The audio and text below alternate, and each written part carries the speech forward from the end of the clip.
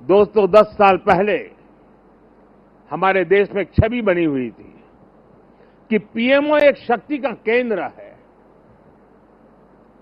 एक बहुत बड़ा पावर सेंटर है।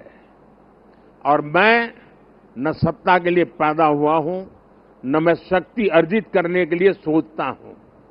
मेरे लिए पीएमओ सत्ता केंद्र बने, पीएमओ शक्ति केंद्र बने, ये न मेरी इच्छा है, न मेरा वो रास्ता है। और इसलिए 2014 से हमने जो कदम उठाए, आपने मार्क किया होगा, और पहले जो पीएमओ में रहे होंगे उनसे पूछ लेना, हमने इसको एक कैटलिक एजेंट के रूप में ही डेवलप करने की कोशिश की है। वो कैटलिक एजेंट के यहां से ऊर्जा प्रसारित होती रहे, यहां से नई नई चेतना प्रसारित होती रहे, जो पूरे तंत्र के अंदर एक प्रकार से विद्युत की तरह नई चमक दे, नई रोशनी दे, नई सामर्थ्य दे। और मेरी कोशिश रही है कि पीएमओ ये सेवा का अधिष्ठान होना चाहिए, पीएमओ ये पीपल्स पीएमओ होना चाहिए, ये मोदी पीएमओ नहीं हो सकता है। और इसलिए मेरे दिल दिमाग में सिवाय 140 करोड़ कोई नहीं, और मेरे लिए 140 करोड़ नागरिक नहीं है, मेरे लिए 140 करोड़ परमात्मा का रूप है। और जब मैं सरकार में बैठ करके कोई निर्णय करता हूं, तो मैं सोच रहा हूं कि मैंने आज 140 करोड़ देशवासियों को इस रूप में मैंने पूजा की है, और उनके चरणों में मैंने इस योजना के रूप में एक पुष्प चढ़ाया है। उस भाव से मैं काम करता हूं। सरकार की बात आती है तब वो अकेला मोदी नहीं होता है, उसके जो हजारों दिमाग उसके साथ जुड़े हुए हैं, हजारों मस्तिष्क जो इस काम में लगे हुए हैं, हजारों भुजाएं जिस काम को कर रही है, एक जो विराट रूप है, उसी का परिणाम होता है कि सामान्य मानवी को भी उसके सामर्थ्य का साक्षात्कार होता है। और एक बार जब सामर्थ्य का साक्षात्कार हो जाता है, तो समर्पण अपने आप समाहित हो जाता है। और ये पूरा 3 महीने का कालखंड उस सामर्थ्य के साक्षात्कार का,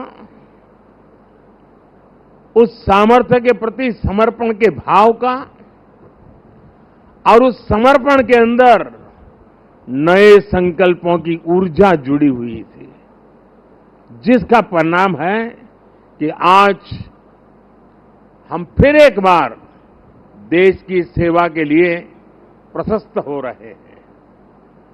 हम वो लोग नहीं हैं कि जो इतने बजे ऑफिस शुरू होता है, इतना बजे पूरा होता है, हम वो लोग नहीं है। हमारे लिए समय के बंधन नहीं है, हमारे लिए सोचने की सीमाएं नहीं हैं, हमारे लिए पुरुषार्थ के लिए कोई मानदंड नहीं है। जो इससे परे है वही तो मेरी टीम है, और वही टीम पर देश को भरोसा है। साथियों, 10 साल में बहुत सारे लोग आप में से होंगे जो 10 साल से मुझे जेल रहे हैं, कुछ लोग हैं जो शायद अब जेलना शुरू करेंगे, कुछ लोग होंगे साहब बहुत हो गए, अब कहीं और जाए तो अच्छा होगा। जो जाना चाहते हैं उनको मेरी तरफ से शुभकामनाएं हैं। आपने इतना किया इसलिए धन्यवाद है। जो आना चाहते हैं, अगर आज टीवी पर मेरी बात सुन करके जो मन भाव से खप जाना चाहता है 5 साल, आइए, निमंत्रण है। और हम मिल करके दोस्तों एक ही लक्ष्य, नेशन फर्स्ट, एक ही इरादा, 2047 विकसित भारत। और मैंने पब्लिकली कहा है, मेरा पल पल देश के नाम है।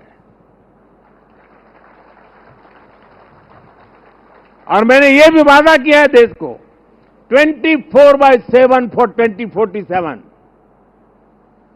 मुझे वो टीम से अपेक्षाएं हैं। मैं मेरी टीम से चाहता हूं और उसमें भी मैंने मिला हुआ काम समय से पूरा कर दिया, मुझे मिला हुआ काम गलती के बिना कर दिया। मैं समझता हूं अच्छी चीज है, लेकिन परिपूर्णता नहीं है। मैंने उसमें वैल्यू एडिशन क्या किया? मैंने पूरा किया, लेकिन ज्यादा अच्छे से पूरा किया। मैंने पूरा किया, लेकिन आगे अब किसी के सर पे बोझ नहीं रहेगा, इतना मैंने करके रखा है। अगर हमारा भाव है, हर चीज में वैल्यू एडिशन, हर चीज में क्वालिटी अपग्रेडेशन, तो मुझे पक्का विश्वास है दोस्तों कि हम 5 साल के भीतर भीतर जिस सपनों को और संकल्प को लेकर के चले हैं, उसको हम परिपूर्ण कर सकते हैं। 10 साल का मेरा अनुभव है, जो तय किया उसको हम करके रहे हैं। तय भले मोदी ने किया, लेकिन करने वाले आप हैं, करके रहे हैं। हम सब मिलके करके रहे हैं।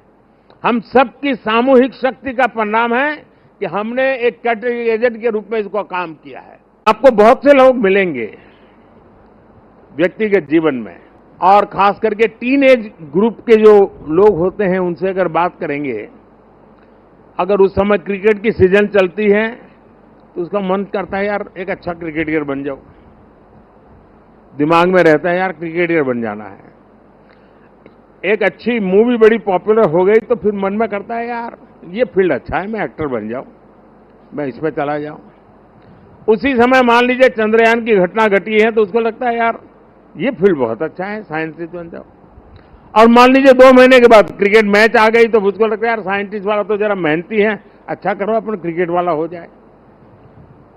यानी ज्यादातर वो लोग होते हैं जिनकी इच्छाएं अस्थिर होती हैं, और जब इच्छा अस्थिर होती है तो सामान्य मानवी उसको तरंग कहता है।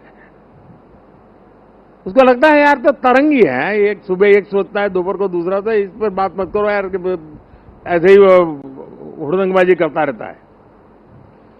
इच्छा जब अस्थिर होती है तो दुनिया की नजरों में वो तरंग होता है, लेकिन जब इच्छा स्थिर हो जाती है और उसके अंदर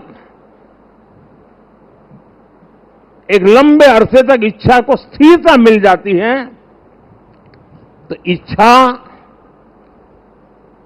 उस प्रक्रिया से गुजरती है जो संकल्प में बदलती है।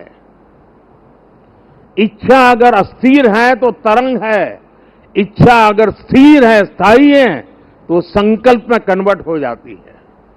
और संकल्प के अंदर जब परिश्रम की पराकाष्ठा जुड़ जाती है, तब जाकर के सिद्धि प्राप्त होती है। और जीवन के हर काम को हम उस दिशा में देखना चाहिए। इच्छा प्लस स्थिरता इज इक्वल टू संकल्प, संकल्प प्लस परिश्रम इज इक्वल टू सिद्धि। जिस टीम ने इतना बड़ा अचीवमेंट किया है, उसको स्वाभाविक मन करेगा कि यार कुछ अब बहुत हो गया, अब साहब थोड़ा शांति रखे तो अच्छा होगा। ये रोज नई नई चीज लेके आते हैं, लेकिन मैं मानता हूं अब मेरा दायित्व भी 10 साल मैंने जो सोचा है उसे ज्यादा सोचने का है, 10 साल जो किया है उसे ज्यादा करने का है। और अब जो करना है वो ग्लोबल बेंचमार्क को पार करने वाली दिशा में करना है। कल क्या थे और आज कितना अच्छा किया, वो वक्त चला गया दोस्तों। पहले 5 पर थे, अब 10 पर पहुंच गए, वो वक्त पूरा हो चुका है। अब दुनिया इस विषय पर यहां पर है, और ये इससे आगे कुछ नहीं है, तो उसके आगे हम होंगे।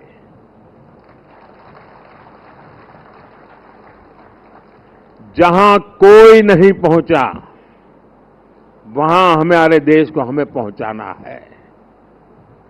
और व्यक्ति के जीवन में हो, समूह का जीवन हो या राष्ट्र का जीवन हो, जब तक वो बड़े संकल्प के साथ सोचता नहीं है, परिणाम नहीं मिलता है। साथियों, जब हम काम करते हैं तब तीन चीजें बहुत अनिवार्य होती है और अगर तीन चीजें हमारे पास उपलब्ध हो तो मैं नहीं मानता हूं कि विफलता दूर दूर तक भी नजर आएगी।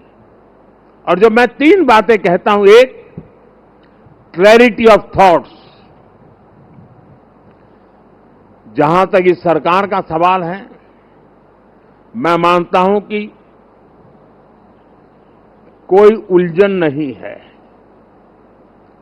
बाएं जाए, दाएं जाए, ऊपर जाए, नीचे जाए, कुछ नहीं, उसको पता है ऐसे ही जाना है और उसे पा करके रहना है। इतनी क्लैरिटी ऑफ थॉट्स किसी भी काम की सफलता के लिए सबसे पहली जरूरत होती है। फेथ इन कन्विक्शन दूसरा पार्ट है कि जो मैं सुन रहा हूं, जो मुझे बताया जा रहा है, उसके प्रति मेरे मन में अश्रद्धा नहीं होनी चाहिए, मेरे मन में इफ्स एंड बट्स नहीं होनी चाहिए। फेथ इन कन्विक्शन, जो मैंने सुना है और अनुभव कहता है कि हां यार, मेरे विचारों में मेल नहीं बैठता है, लेकिन यही है रास्ता, तो चलो लग जाओ। लेकिन इतने से भी पूरा नहीं होता है।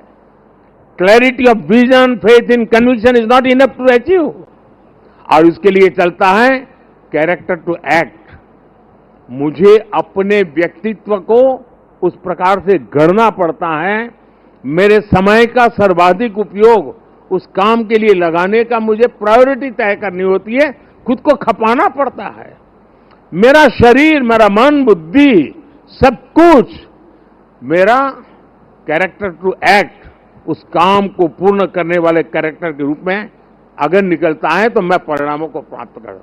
मेरी टीम के पास ये सब कुछ संभव है दोस्तों।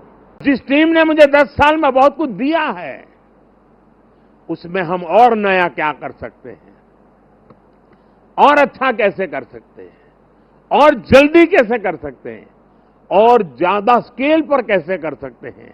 अगर उन चीजों को लेकर के आप साथ ही आगे बढ़ते हैं तो मुझे पक्का विश्वास है कि 140 करोड़ देशवासियों ने आपके पुरुषार्थ को मोहर लगाई है। ये चुनाव मोदी के भाषणों को मोहर नहीं है, ये चुनाव आपके 10 साल के हर सरकारी कर्मचारियों के पुरुषार्थ को मोहर लगी हुई है। इसलिए इस विजय के बड़े हकदार अगर कोई है तो आप लोग हैं। इस विजय के सच्चे हकदार कोई है तो भारत सरकार के हर कर्मचारी भी हैं कि जिन्होंने एक विजन के लिए अपने आप को खपा देने में कोई कमी नहीं रखी और देश में पहले से बहुत तेज गति से काम हुए, जिसका परिणाम भी नजर आ रहा है।